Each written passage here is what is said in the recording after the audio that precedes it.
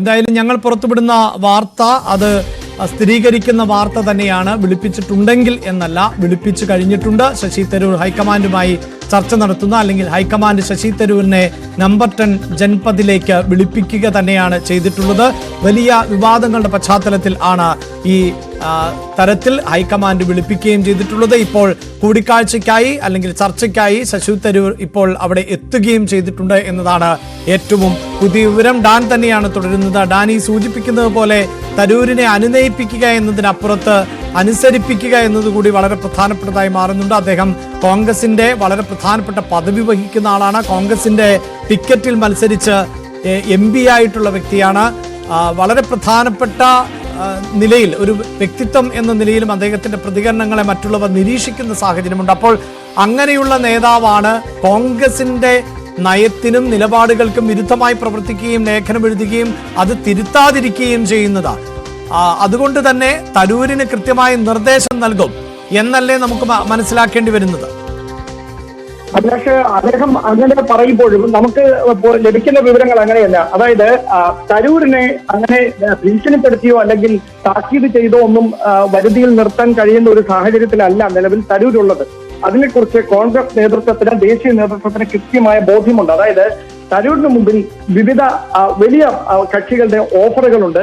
അത് നേരത്തെ മുതൽ അതുമായി ബന്ധപ്പെട്ട സൂചനകളൊക്കെ പുറത്തു വന്നതാണ്. തരൂരിനെ ഒപ്പം ചേർത്ത് നിർത്താനുള്ള നീക്കം രാജ്യത്തെ തന്നെ ചില പ്രധാനപ്പെട്ട കക്ഷികൾ നേരത്തെ മുതൽ ആരംഭിച്ചിട്ടുമുണ്ട്. അതിനെക്കുറിച്ച് കോൺഗ്രസ് ദേശീയ നേതൃത്വത്തിന് കൃത്യമായ ബോധ്യം ലഭിച്ചതിന്റെ അടിസ്ഥാനത്തിൽ കൂടിയാണ് ഇങ്ങനെയൊരു കൂടിക്കാഴ്ചയ്ക്ക് രാഹുൽ ഗാന്ധി തന്നെ മുൻകൈ എടുക്കുന്നത് എന്നതാണ് എടുത്തു പറയേണ്ട കാര്യം. അദ്ദേഹം ഈ ലേഖനത്തിൽ എഴുതിയ പരാമർശങ്ങൾ സംബന്ധിച്ച വിവാദമെങ്കിൽ അത് കൃത്യമായി അദ്ദേഹത്തിന് സംഘടനാകാര്യ ജനറൽ സെക്രട്ടറി നൽകുന്ന ഒരു കുറിപ്പിലൂടെ തന്നെ അങ്ങനെയുള്ള പരാമർശങ്ങൾ പാടില്ല എന്ന തരത്തിൽ അദ്ദേഹത്തിന് നേരത്തെ കത്ത് കൈമാറാമായിരുന്നു. സംസ്ഥാന കോൺഗ്രസ് അധ്യക്ഷനെ കൊണ്ട് തന്നെ അദ്ദേഹത്തോട് സംസാരിപ്പിക്കാൻ കഴിയുമായിരുന്നു. അങ്ങനെയൊക്കെയുള്ള ഉപാധികൾ നിലനിൽക്കെ 3 വർഷത്തെ ഇടവേളയ്ക്ക് ശേഷം ശശി തരൂർ തന്നെ പലതവണ രാഹുൽ ഗാന്ധിയുമായി ചർച്ചയ്ക്ക് അവസരം തേടിയിട്ടും അപ്പോഴൊക്കെ അത് നിഷേധിച്ച രാഹുൽ ഗാന്ധി 2022 ഒക്ടോബറിന് ശേഷം ഇതാദ്യമായി, ഒക്ടോബർ 17 ശേഷം ഇതാദ്യമായി ഇങ്ങനെയൊരു ചർച്ചയ്ക്ക് വേണ്ടി തയ്യാറെടുക്കുമ്പോൾ, ഇങ്ങനെ ഒരു ചർച്ചയ്ക്ക് ഇനിഷ്യേറ്റീവ് എടുക്കുമ്പോൾ, അദ്ദേഹത്തെ 10 ജൻപത് വസതിയിലേക്ക് ക്ഷണിക്കുമ്പോൾ സോണിയാഗാന്ധിയുടെ സാന്നിധ്യത്തിനകം ഈ ചർച്ച ആരംഭിക്കാൻ പോകുമ്പോൾ ഒരു കാര്യം ഉറപ്പാണ്: ശശി തരൂരിന്റെ സാന്നിധ്യം കോൺഗ്രസിന് എത്ര കണ്ട് അനിവാര്യമാണ് ദേശീയ തലത്തിൽ എന്നതിനെ കുറിച്ച് രാഹുൽ ഗാന്ധി കൃത്യമായ ഒരു ഇടപെടൽ നടത്തിക്കൊണ്ട് അത് ഒരിക്കൽ കൂടി അടിവരയിടുകയാണ്. അങ്ങനെയാണെങ്കിൽ തരൂരിനെ ഏത് തരത്തിലായിരിക്കും അനുനയിപ്പിക്കുക? ഏതെങ്കിലും പുതിയ ചുമതലകൾ തരൂരിന് നൽകുമോ? അതല്ല, സംസ്ഥാന തലത്തിൽ കൂടുതൽ ഇടപെടൽ നടത്തുന്നതിന് വേണ്ടിയിട്ടുള്ള ഒരു സ്വാതന്ത്ര്യം ശശി തരൂരിന് ദേശീയ നേതൃത്വം നൽകുമോ? ഇതൊക്കെയാണ് ഇനി കാത്തിരുന്ന് കാണാനുള്ളത്. ഒരു കാര്യം ഉറപ്പാണ്, ആ ഒരു മഞ്ഞുരുക്കൽ അത് ഇന്നത്തെ ഈ കൂടിക്കാഴ്ചയിലൂടെ ഉണ്ടാകുമെന്ന് ഏറെക്കുറെ ഉറപ്പായി കഴിഞ്ഞിരിക്കുന്നു. ഏതാനും നിമിഷങ്ങൾക്കകം നമുക്ക് ഇതുമായി ബന്ധപ്പെട്ട കൂടുതൽ വിശദാംശങ്ങൾ, അതായത് രാഹുൽ ഗാന്ധി തരൂരിന് മുമ്പിൽ വെച്ചിരിക്കുന്ന ഉപാധികൾ എന്തൊക്കെയാണ്, തരൂരിന്റെ രാഹുൽ ഗാന്ധിയുമായും കോൺഗ്രസിന്റെ ദേശീയ നേതൃത്വവുമായി നിലനിൽക്കുന്ന ചില അഭിപ്രായ ഭിന്നതകളുണ്ട്. ആ തർക്കങ്ങളടക്കം ഒരുപക്ഷെ ഇന്നത്തെ ഈ കൂടിക്കാഴ്ചയിലൂടെ പറഞ്ഞ് ഒത്തുതീർപ്പായാൽ പിന്നീട് ശശി തരൂരിനെ ദേശീയ തലത്തിൽ കൂടുതൽ ഇടപെടലുകൾ നടത്തുന്നതിന് വേണ്ടി രാഹുൽ ഗാന്ധി തന്നെ മുമ്പോട്ട് നയിക്കാനുള്ള ഒരു സാഹചര്യമാണ്, അദ്ദേഹത്തിന് ചില ചുമതലകൾ കൈമാറാനുള്ള സാധ്യതയാണ് നിലനിൽക്കുന്നത്. അത് ഈ ചർച്ചയ്ക്ക് ശേഷം അതുമായി ബന്ധപ്പെട്ട കൂടുതൽ വിശദാംശങ്ങൾ നമുക്ക് ലഭ്യമാകും. എന്തായാലും ഈ ലേഖന വിവാദത്തിൽ ശശി തരൂർ ഒറ്റപ്പെടുകയും അദ്ദേഹത്തിന് നേരെ സംസ്ഥാനത്തെ ഒരു വിഭാഗം മുതിർന്ന നേതാക്കൾ ശക്തമായ നിലപാടെടുത്ത് അദ്ദേഹത്തെ പ്രവർത്തക സമിതി അംഗത്വത്തിൽ നിന്ന് തന്നെ പുറത്താക്കണമെന്ന ആവശ്യം പരസ്യമായി ഉന്നയിച്ചതിന് പിന്നാലെ കോൺഗ്രസിനെ സംബന്ധിച്ച് ലോക്സഭയിലെ പ്രതിപക്ഷ നേതാവ് രാഹുൽ ഗാന്ധി തീർച്ചയായും അവിടെ ഡാനി സൂചിപ്പിക്കുന്ന പോലെ തന്നെ ശശി തരൂർ ഇപ്പോൾ നമ്പർ 10 ജൻപദിലേക്ക് എത്തിയിട്ടുണ്ട്. അത് സോണിയാഗാന്ധിയുടെ ഔദ്യോഗിക വസതിയാണ്. അവിടെയാണ് കൂടിക്കാഴ്ച നടക്കാൻ പോകുന്നത്, അല്ലെങ്കിൽ ശശി തരൂരിനെ വിളിപ്പിച്ചിട്ടുള്ളത്. അല്പസമയം മുമ്പ് ശശി തരൂർ അവിടേക്ക് എത്തുകയും ചെയ്തിട്ടുണ്ട്. മാധ്യമങ്ങളോട് പ്രതികരിക്കാൻ ശശി തരൂർ തയ്യാറായിട്ടില്ല. അദ്ദേഹം വാഹനത്തിന്റെ ഗ്ലാസ് താഴ്ത്തുന്നതിനോ ഏതെങ്കിലും തരത്തിൽ പ്രതികരിക്കുന്നതിനോ ഒന്നും തയ്യാറായില്ല. അദ്ദേഹം വാഹനത്തിൽ വസതിയിലേക്ക് കയറി പോവുകയും ചെയ്തിട്ടുണ്ട്. ഡാനി സൂചിപ്പിക്കുന്നത് പോലെ തന്നെ ശശി തരൂരിന്റെ വ്യക്തിത്വം ഒരു ഭാഗത്ത് നിലനിൽക്കുമ്പോൾ തന്നെ അദ്ദേഹം പാർട്ടി ടിക്കറ്റിൽ തന്നെയാണ് മത്സരിച്ചത്. പാർട്ടിയാണ് ഇത്തരം പദവികളെല്ലാം നൽകിക്കൊണ്ടിരിക്കുന്നത്.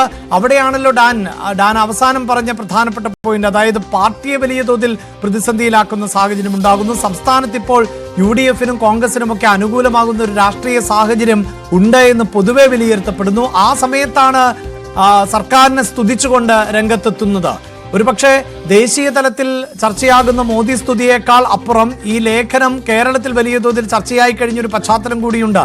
അപ്പോൾ തരൂരിന്റെ വ്യക്തിത്വം അത് ഒരു വസ്തുതയായി നിൽക്കുമ്പോഴും പാർട്ടിക്ക് ആ വ്യക്തിത്വം കൊണ്ട് വലിയ ഡാമേജ് ഉണ്ടാകുന്നുവെങ്കിൽ തീർച്ചയായും അവിടെ കർശനമായ ഒരു വാണിംഗിലേക്ക് നേതൃത്വത്തിന് പോകേണ്ടി വരില്ലേ ഡാൻ? അഭിലാഷ്, നമ്മൾ മനസ്സിലാക്കേണ്ട ഒരു കാര്യം, ശശി തരൂർ ഒരു മുഴുവൻ സമയ കോൺഗ്രസ് പ്രവർത്തകനായി വളർന്നു വന്ന് താഴെത്തട്ടിൽ നിന്ന് വളർന്നു വന്ന് കോൺഗ്രസിന്റെ ദേശീയ മുഖമായി മാറുന്ന ഒരു നേതാവല്ല. അങ്ങനെ ഒരു പാരമ്പര്യമല്ല അദ്ദേഹത്തിന്. അദ്ദേഹം UN-ലടക്കം നിർണായകമായ പദവികൾ വഹിച്ച് UPA സർക്കാർ ഇവിടെ അധികാരത്തിൽ ഇരിക്കുമ്പോൾ കോൺഗ്രസിലേക്ക് പ്രത്യേക ക്ഷണിതാവായി വന്ന് പിന്നീട് ദേശീയ തലത്തിൽ വിദേശ ചുമതലയിലേക്ക് വരികയും 2009 മുതൽ തിരുവനന്തപുരത്തിന്റെ മുഖമായി പാർലമെന്റിൽ നിൽക്കുകയും ചെയ്യുന്ന ഒരു വ്യക്തിയാണ് അദ്ദേഹം.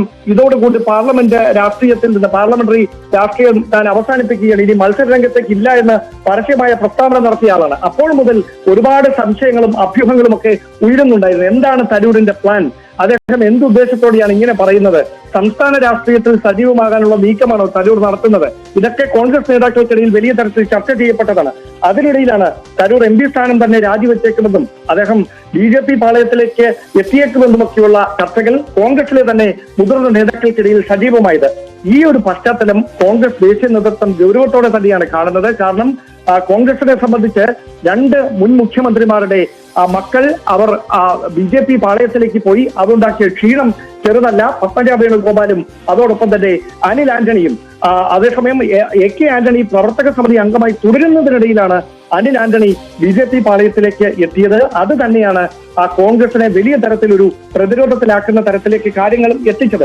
അങ്ങനെ ഒരു പശ്ചാത്തലത്തിൽ കോൺഗ്രസിന്റെ മുഖമായി നിൽക്കുന്ന മറ്റൊരു നേതാവ് കൂടി BJP പാളയത്തിലേക്ക് എത്തിയാലുണ്ടാകുന്ന പ്രത്യാഘാതങ്ങൾ അത് സംസ്ഥാനത്ത് മാത്രം ഒതുങ്ങുന്നതല്ല, അതിനപ്പുറത്തേക്ക് അതിനൊരു ദേശീയ മാനം കൈവരും. അത് കൃത്യമായി ബോധ്യപ്പെട്ടതിന്റെ അടിസ്ഥാനത്തിലാണ് ഇനി ആ തർക്കങ്ങളും തരൂരുമായി നിലനിൽക്കുന്ന അഭിപ്രായ വ്യത്യാസങ്ങളും പറഞ്ഞു തീർച്ചയായും ഡാൻ സൂചിപ്പിക്കുന്നത് പോലെ നിരവധിയായ നേതാക്കൾ കോൺഗ്രസിൽ നിന്ന് പൊഴിഞ്ഞു പോവുകയും അവരെല്ലാം BJP എന്ന പാളയത്തിൽ അഭയം തേടുകയും ഒക്കെ ചെയ്യുന്ന സാഹചര്യമുണ്ട്. പലരെയും വിലക്കെടുക്കുന്നു എന്ന വിമർശനം ഒരു ഭാഗത്ത് നിലനിൽക്കുന്നുണ്ട്. ഡാൻ, ഇതിൽ ഏറ്റവും പ്രധാനപ്പെട്ടത് ഇപ്പോൾ മോദി സ്തുതി, അതിപ്പോൾ ആദ്യമായല്ല, ചില വിഷയങ്ങളിലടക്കം മോദിയുടെ നിലപാടുകൾ ഇതിനു മുമ്പും ശശി തരൂർ പ്രത്യക്ഷമായോ പരോക്ഷമായോ പിന്തുണയ്ക്കുന്ന സാഹചര്യമുണ്ടാകുന്നു. അതിനപ്പുറത്ത് ഇതിപ്പോൾ ദേശീയ തലത്തിൽ ഇനിയിപ്പോൾ ഒരു തെരഞ്ഞെടുപ്പൊക്കെ കഴിഞ്ഞിട്ടേ ഉള്ളൂ, പൊതു തെരഞ്ഞെടുപ്പ് കഴിഞ്ഞിട്ടേ ഉള്ളൂ. സംസ്ഥാനങ്ങളുടെ പട്ടിക പരിശോധിച്ചാൽ പോലും ഈ വർഷം അവസാനമാണ് ഇനിയിപ്പോൾ ഒരു അസംബ്ലി തെരഞ്ഞെടുപ്പ് നടക്കാൻ പോകുന്നത്. വളരെ പ്രധാനപ്പെട്ട തെരഞ്ഞെടുപ്പ് നടന്നത് ഡൽഹിയിലായിരുന്നു. അത് AAP-ക്കും BJP-യും തമ്മിലുള്ള മാറ്റുരയ്ക്കലായിരുന്നു. BJP അധികാരത്തിലേറുകയും ചെയ്തിട്ടുണ്ട്. എന്ത് തന്നെയാണെങ്കിലും ഈ വിഷയം, അതായത് ഇപ്പോൾ തരൂർ ഇപ്പോൾ ഉയർത്തിയിട്ടുള്ള വിഷയം ഏറ്റവും പ്രതിസന്ധി സൃഷ്ടിച്ചിട്ടുള്ളത് കേരളത്തിലാണല്ലോ. കേരളത്തിലെ കോൺഗ്രസിനെ സംബന്ധിച്ചിടത്തോളം അത് തദ്ദേശ തെരഞ്ഞെടുപ്പ് മുന്നിൽ നിൽക്കുന്ന സാഹചര്യം ഉണ്ടാകുന്നു. അതിനുശേഷം വരാൻ പോകുന്ന നിയമസഭാ തെരഞ്ഞെടുപ്പുണ്ട്. അപ്പോൾ കേരളത്തിലെ നേതാക്കളുടെ പ്രതികരണങ്ങൾ എന്നത് വളരെ പ്രധാനപ്പെട്ടതായി ഹൈക്കമാൻഡിന് കേൾക്കേണ്ടി വരില്ലേ? കേരളത്തിൽ നിന്ന് ജയിച്ചു പോകുന്ന ഒരു MP, കേരളത്തിൽ വലിയ തോതിൽ കോൺഗ്രസ് സർക്കാരിനെതിരെ പ്രതിഷേധങ്ങൾ ഉയർത്തുന്ന ഒരു പശ്ചാത്തലം, നിരവധിയായ ആരോപണങ്ങൾ ഉയർത്തുന്ന പശ്ചാത്തലം, അതിനിടയിലാണ് സർക്കാരിനെ പുകഴ്ത്തിക്കൊണ്ട് രംഗത്ത് വരുന്നത്. പക്ഷേ അവിടെ നമ്മൾ നോക്കിക്കാണേണ്ട ഒരു കാര്യം, ശശി തരൂരിനെതിരായി സംസ്ഥാനത്തെ മുതിർന്ന നേതാക്കൾ, അതായത് കെ മുരളീധരനും രമേശ് ചെന്നിത്തലയും VD സതീശനും ഉൾപ്പെടെയുള്ള നേതൃത്വര ശശി തരൂരിനെതിരായ ഒരു നിലപാട് സ്വീകരിക്കുകയും അത് പരസ്യമാക്കുകയും ചെയ്തത് ഇത് ആദ്യമല്ല. ഇതിനു മുമ്പും സമാനമായ സാഹചര്യങ്ങൾ ഉണ്ടായിട്ടുണ്ട്. നമുക്കറിയാം, ദേശീയ അധ്യക്ഷ സ്ഥാനത്തേക്ക് നടന്ന തെരഞ്ഞെടുപ്പിൽ മല്ലികാർജ്ജുന ഖാർഗെ എന്ന ഔദ്യോഗിക സ്ഥാനാർത്ഥിക്കെതിരെ ശശി തരൂർ മത്സരിക്കാനിടയായ സാഹചര്യത്തിൽ തന്നെ അദ്ദേഹത്തിനെതിരെയുള്ള പരസ്യ നിലപാട് സ്വീകരിച്ചുകൊണ്ട് ആദ്യം രംഗത്തെത്തിയത് രമേശ് ചെന്നിത്തലയായിരുന്നു. അങ്ങനെ മുതിർന്ന നേതാക്കൾ എല്ലാവരും ആ നിലപാടിനെതിരെ രംഗത്തെത്തുകയും പരസ്യമായി തന്നെ അവരുടെ അഭിപ്രായങ്ങൾ പ്രകടിപ്പിക്കുകയും ചെയ്തതാണ്. അതായത് അപ്പോൾ മുതൽ തുടങ്ങിയ അഭിപ്രായ വ്യത്യാസം പിന്നീട് പരിഹാരം കാണാതെ തുടരുകയായിരുന്നു എന്നതാണ് വസ്തുത. അതോടൊപ്പം ശശി തരൂർ സംസ്ഥാന രാഷ്ട്രീയത്തിലേക്ക് സജീവമാകുന്ന ഒരു സാഹചര്യം ഉണ്ടായാൽ അത് അസ്വസ്ഥരാക്കുന്ന ഒരു വിഭാഗം നേതാക്കളുണ്ട്. അതുകൂടി നമ്മൾ കാണാതിരുന്നുകൂടാ. ആ ഒരു പശ്ചാത്തലത്തിലാണ് തരൂരിനെ ഒരു തരത്തിലും ഈ സംസ്ഥാന രാഷ്ട്രീയത്തിലേക്ക് അക്കോമഡേറ്റ് ചെയ്യാതിരിക്കുന്നതിനുള്ള ബോധപൂർവമായ ഒരു നീക്കം ഒരു വിഭാഗം നേതാക്കളുടെ ഭാഗത്തു നിന്ന് ഉണ്ടായത് എന്ന് വേണം പറയാൻ. അത് കൃത്യമായി ദേശീയ നേതൃത്വത്തിലെ മുതിർന്ന നേതാക്കൾക്ക് ബോധ്യപ്പെടുകയും ആ പശ്ചാത്തലത്തിൽ തന്നെയാണ് ഇങ്ങനെ ഈ സാഹചര്യം മുമ്പോട്ട് പോയാൽ അതിന് വില കൊടുക്കേണ്ടി വരും. തരൂർ പ്രകോപനപരമായ ഒരു ഇടപെടൽ നടത്തിയാൽ, അങ്ങനെ ഒരു നീക്കം തരൂരിന്റെ ഭാഗത്തു നിന്നുണ്ടായാൽ അതിന് കോൺഗ്രസിനുണ്ടാകുന്ന തിരിച്ചടി ചെറുതായിരിക്കില്ല എന്ന ബോധ്യത്തിന്റെ അടിസ്ഥാനത്തിൽ തന്നെയാണ് ഈ 3 വർഷത്തെ ഇടവേളയ്ക്ക് ശേഷം രാഹുൽ ഗാന്ധി നിർണായകമായി കൂടിക്കാഴ്ചയ്ക്ക് മുൻകൈയെടുത്ത് 10 ജൻപത് വസതിയിലേക്ക് സോണിയാഗാന്ധിയുടെ സാന്നിധ്യത്തിൽ ശശി തരൂരുമായുള്ള തർക്കങ്ങൾ പറഞ്ഞു തീർക്കുന്നതിന് വേണ്ടി അദ്ദേഹത്തെ ആ വസതിയിലേക്ക് ക്ഷണിച്ചതെന്ന് തന്നെയാണ് നമുക്ക് ലഭിക്കുന്ന സൂചനകൾ. എന്തായാലും ഈ ചർച്ച പുരോഗമിക്കുകയാണ്. അതിനുശേഷം ചിരിക്കുന്ന മുഖവുമായിട്ടാണോ തരൂർ ആത്മവിശ്വാസത്തോടെയാണോ പുറത്തേക്ക് വരുന്നത്, മാധ്യമങ്ങളോട് പ്രതികരിക്കാൻ ശ്രമിക്കുന്നത് എന്നതൊക്കെ നമുക്ക് മനസ്സിലാകും. അപ്പോൾ ഇത് സംബന്ധിച്ച അവ്യക്തതകളൊക്കെ മാറുമെന്ന് തന്നെയാണ് പ്രതീക്ഷിക്കപ്പെടുന്നത്. തീർച്ചയായും അതാണ് പ്രധാനപ്പെട്ടതായി മാറുന്നത്. ശശി തരൂരിനെ അനുനയിപ്പിക്കുന്നതിന് വേണ്ടിയാണോ അതെയോ ശശി തരൂരിന് കൃത്യമായ നിർദ്ദേശങ്ങൾ നൽകുന്നതിന് വേണ്ടിയാണോ ഡൽഹിക്ക് വിളിപ്പിച്ചിട്ടുള്ളത് എന്നത് വളരെ പ്രധാനപ്പെട്ടതായി മാറുന്നുണ്ട്. നേരത്തെ ഡാൻ റിപ്പോർട്ട് ചെയ്യുന്നത് പോലെ AICCയുടെ അധ്യക്ഷ സ്ഥാനത്തേക്ക് മത്സരിച്ചതിന് ശേഷം ശശി തരൂരിനെ രാഹുൽ ഗാന്ധി ഇത്തരത്തിൽ പ്രത്യേകമായ ഒരു ചർച്ചയ്ക്ക് വിളിപ്പിക്കുന്ന സാഹചര്യം ഉണ്ടായിട്ടില്ല. സോണിയാഗാന്ധിയുടെ ഡൽഹിയിലെ ഔദ്യോഗിക വസതിയിൽ ആണ് ഇപ്പോൾ കൂടിക്കാഴ്ച നടക്കുന്നത്. AICC ആസ്ഥാനത്തോട് തൊട്ടു ചേർന്നുള്ള നമ്പർ 10 ജൻപതിൽ ആണ് ഇപ്പോൾ ശശി തരൂർ എത്തിയിട്ടുള്ളത്. അവിടെ രാഹുൽ ഗാന്ധിയാണ് കൂടിക്കാഴ്ച നടത്തുന്നത് എങ്കിൽ പോലും സോണിയാഗാന്ധിയും ആ ചർച്ചയുടെ ഭാഗമാകുന്നുണ്ട് എന്നാണ് നമുക്ക് മനസ്സിലാക്കാൻ സാധിക്കുന്നത്. അനാരോഗ്യത്തെ തുടർന്ന് ഇത്തരം വിഷയങ്ങളിൽ പലപ്പോഴും ചർച്ചകളിൽ നിന്നൊക്കെ സോണിയാഗാന്ധി വിട്ടുനിൽക്കുന്ന സാഹചര്യം ആണ് ഉണ്ടാകാറ് എങ്കിലും ഇതിപ്പോൾ സോണിയാഗാന്ധിയുടെ വസതിയിൽ തന്നെയാണ് ചർച്ച എന്നതുകൊണ്ട് തന്നെ സോണിയാഗാന്ധിയും ചർച്ചയുടെ ഭാഗമാകുന്നു എന്നാണ് നമുക്ക് മനസ്സിലാക്കാൻ സാധിക്കുന്നത്. വലിയ തോതിൽ കോൺഗ്രസിനെ കുഴപ്പത്തിലാക്കുന്ന തരത്തിൽ ആണ് കഴിഞ്ഞ ദിവസങ്ങളിൽ ശശി തരൂരിന്റെ ഭാഗത്ത് നിന്നുണ്ടായിട്ടുള്ള ഇടപെടലുകൾ. അതിലേറ്റവും പ്രധാനപ്പെട്ടത് സംസ്ഥാന സർക്കാരിന്റെ വ്യവസായ നയത്തെ പുകഴ്ത്തിക്കൊണ്ടുള്ള അദ്ദേഹത്തിന്റെ ലേഖനം, ഒപ്പം നരേന്ദ്രമോദിയുടെ അമേരിക്കൻ സന്ദർശനം ഉൾപ്പെടെയുള്ള പ്രവൃത്തികളെ അദ്ദേഹം പിന്തുണയ്ക്കുന്ന പശ്ചാത്തലം. കേരളത്തിലെ കോൺഗ്രസ് നേതാക്കളിൽ ഒരു വിഭാഗം അതിശക്തമായ വിമർശനം ആണ് ഈ വിഷയത്തിൽ ശശി തരൂരിന് എതിരെ ഉന്നയിക്കുകയും ചെയ്തിട്ടുള്ളത്. നേരത്തെ പല വിഷയങ്ങളിലും ശശി തരൂർ കോൺഗ്രസിനെ പ്രതിസന്ധിയിലാക്കിയ പശ്ചാത്തലം ഉണ്ട്. അതിന്റെ തുടർച്ച എന്ന് തന്നെ പറയാവുന്ന ഒരു സാഹചര്യം ആണ് ഇപ്പോഴും ഉള്ളത്. പക്ഷേ ഡാൻ റിപ്പോർട്ട് ചെയ്യുന്നത് പോലെ കോൺഗ്രസിനെ സംബന്ധിച്ചിടത്തോളം ഒരു സജീവ പ്രവർത്തകൻ അല്ലാത്ത വ്യക്തിത്വത്തെ കോൺഗ്രസ് തെരഞ്ഞെടുപ്പിൽ മത്സരിപ്പിക്കുന്ന സാഹചര്യം ഉണ്ടാകുന്നു. മികച്ച വിജയം നേടുന്നു. തുടർച്ചയായി MP ആയി അദ്ദേഹം പാർലമെന്റിലേക്ക് എത്തുകയും ചെയ്യുന്നു. വിവിധ വിഷയങ്ങൾ ചർച്ച ചെയ്യുമ്പോഴടക്കം പാർലമെന്റിൽ കേന്ദ്രത്തിനെതിരായ അതിശക്തമായ പ്രതികരണമായി ശശി തരൂരിന്റെ പ്രസംഗങ്ങൾ മാറാറുണ്ട്. അദ്ദേഹത്തിന്റെ ഭാഷാ സ്വാധീനവും വളരെ പ്രധാനപ്പെട്ടതാണ് കോൺഗ്രസിനെ സംബന്ധിച്ചിടത്തോളം. വിവിധ വിഷയങ്ങളിൽ അദ്ദേഹത്തിന്റെ സംഭാഷണങ്ങൾ, വിമർശനങ്ങൾ അത് ദേശീയ തലത്തിലും അന്തർദേശീയ തലത്തിലുമൊക്കെ ചർച്ച ചെയ്യപ്പെടുന്ന സാഹചര്യവും ഉണ്ടാകുന്നുണ്ട്. അതുകൊണ്ട് തന്നെയാണ് ശശി തരൂരിനെ അനുനയിപ്പിക്കുകയാണോ, ശശി തരൂരിനെ അനുസരിപ്പിക്കുകയാണോ കോൺഗ്രസ് ചെയ്യുക എന്നതിൽ ഇപ്പോഴും നമുക്ക് അവ്യക്തത തുടരുന്നത്. ഇപ്പോൾ കൂടിക്കാഴ്ച പുരോഗമിക്കുകയാണ്. നമ്പർ 10 ജൻപതിൽ ആണ് ഇപ്പോൾ ചർച്ച പുരോഗമിച്ചുകൊണ്ടിരിക്കുന്നത്. വിവാദങ്ങളുടെ പശ്ചാത്തലത്തിലും ശശി തരൂർ നിലപാട് മാറ്റിയിട്ടില്ല എന്നതും വളരെ പ്രധാനപ്പെട്ടതാണ്. പല വിഷയങ്ങളിൽ അടക്കം ശശി തരൂർ സ്വീകരിച്ചിട്ടുള്ള നിലപാട് അത് മാറ്റാൻ അദ്ദേഹം തയ്യാറായിട്ടില്ല.